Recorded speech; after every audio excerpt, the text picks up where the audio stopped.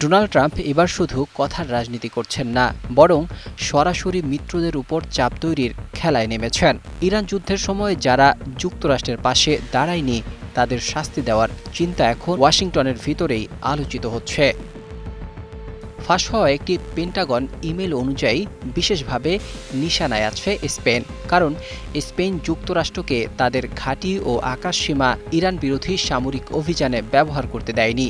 Trump প্রশাসনের দৃষ্টিতে এটি শুধু কূটনৈতিক অস্বীকৃতি নয়, বরং ন্যাটোর দায়বদ্ধতার বিরুদ্ধে অবস্থান।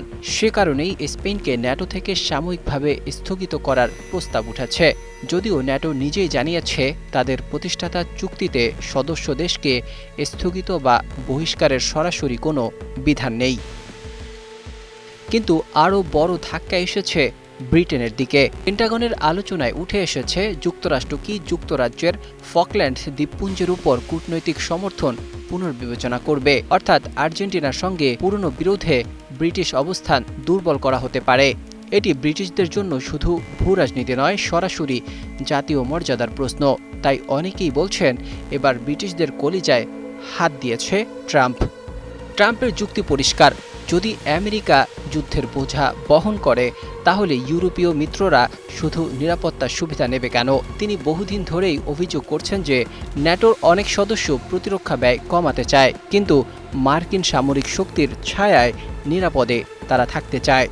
স্পেনের প্রধানমন্ত্রী পেদ্রো সানচেজ অবশ্য শান্ত ভাষায় জবাব দিয়েছেন। তিনি বলেছেন স্পেন বিশ্বস্ত ন্যাটো সদস্য, তবে আন্তর্জাতিক আইনের বাইরে গিয়ে তারা কোনো কাজ করবে না। ব্রিটেনও স্পষ্ট করে দিয়েছে ফকল্যান্ডের সার্বভৌমত্ব প্রশ্নে তারা পিছাবে না। অর্থাৎ বিষয়টি শুধু ইরান যুদ্ধ নয়, এটি এখন আমেরিকার নেতৃত্ব এবং ইউরোপের স্বাধীন কৌশল এই সংঘর্ষে রূপ নিয়েছে। ট্রাম্প যেন স্পষ্ট বার্তা দিচ্ছেন, আমার সঙ্গে থাকবে, নইলে মূল্য দিতে হবে। এই বার্তাই আজ ন্যাটোর ভেতরে সবচেয়ে বড় অস্বস্তি। বন্ধুর মুখে মিত্রতার কথা, কিন্তু প্রয়োজনের সময় চাপের রাজনীতি, এটাই আজকের বাস্তবতা। বিশ্ব রাজনীতির দাবার ছকে এখন বন্ধুত্ব নয়, শক্তি শেষ কথা হয়ে দাঁড়িয়েছে।